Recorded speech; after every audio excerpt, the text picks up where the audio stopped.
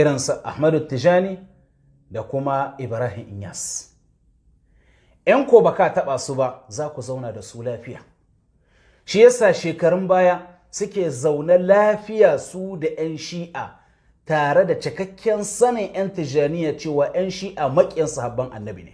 Suna kafarta Abubakar, suna kafarta Umar, suna kafarta Uthman da sauran sahabban annabi wanda Allah ya tabbatar da cewa sun rabota sun ɗaukaka.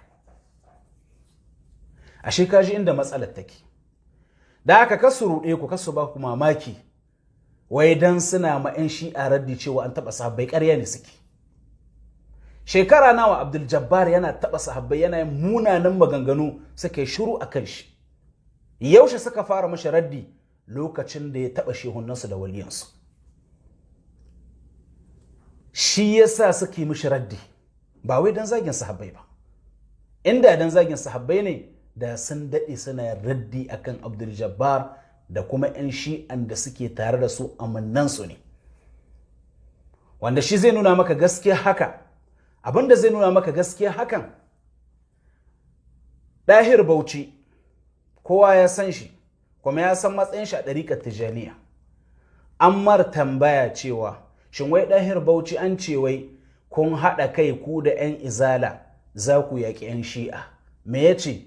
Cewa wannan mutum maƙaryaci ne azzalimi ne. Ya ce ba su taɓa 'yan shi'a ba a cikin bayanin shi. Saboda 'yan shi'a ba su taɓa su ba bale su taɓa su. To ka ji fasarar magana kenan. 'Yan shi'a ba su taɓa mu ba za mu taɓa su ba. Menene ba su taɓa su ba? Ba su taɓa waliyansu ba da shehunansu da wanda suke ƙudurin cewa waliyai ne. Amma sun san da cewa 'yan shi'an nan suna zagin sahabban annabi. To amma da yake ba su bane gwanayensu sai suka yi shiru suka yi alaka da su ake maulidayya ana salloli tare da su. Ya subhanallah, abin mamaki. Shi yasa a yau nike so in daɗa fito muku da abin fili ƙarara ku gane su wane ne waɗannan mutanen.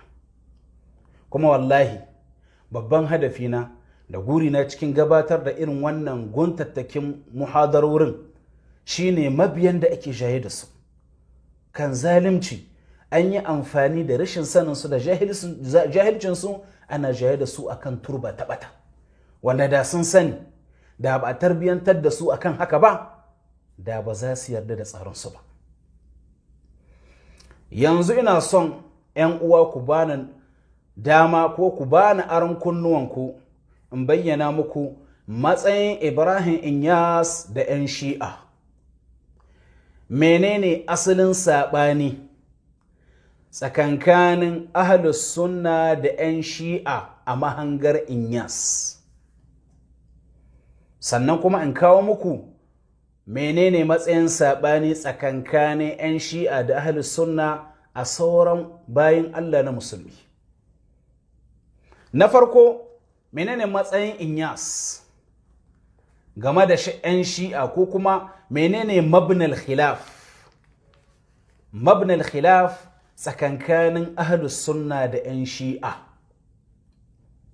Ku shurare ne da kyau. Kafin komai, kafin ka muku matsayin Inyas da 'yan shi'a ko matsayin saɓani a mahangar Inyas tsakankanin 'yan shi'a da ahlus sunna, zan kawo muku suwaye 'yan shi'a. 'yan shi'a kamar yadda Imam Ahmad dan Hanbal ya ce, هم الذين يتبرؤون من أصحاب محمد صلى الله عليه وعلى آله وسلم ويسبونه وينتقصونه ويكفرون الأئمة إلا أربعة: علي وعمار والمقداد وسلمان، وليست الرافضة من الإسلام في شيء. وانا itace magana Imam Ahmad game da suwaye 'yan shi'a. Imam Ahmad Allah ya ji kansa da gafara yace 'yan shi'a su ne wanda suke barranta daga sahabban manzan Allah, koko daga galibin sahabban manzan Allah sallallahu alaihi wa alihi wasallam, kuma zaka ga suna zagin sahabbai kamar da kuka sani yake faruwa a Najeriya. Zaka ga suna aibata sahabbai, suna dangana musu na ƙasu. Zaka ga suna kafirta al'a'imma, jagorori, imamai na sahabbai sai guda hudu kawai: علي رضي الله عنه وعمار رضي الله عنه والمقداد رضي الله عنه وسلمان رضي الله عنهم جميعا.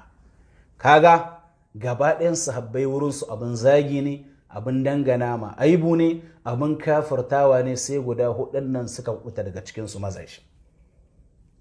kaga ku wannan shine aikin 'yan shi'a a yau ƙasashenmu na Afirka, Nijar da Najeriya. 'yan Tijjaniya sun sani kuma suke tare da su, ake maulidi tare, ake alaƙa tare. Ba abin da ya raba su sai lokacin da 'yan Tijjaniya suka tsokano waliyansu da shehunansu da suke fifita su akan sahabban manzon Allah.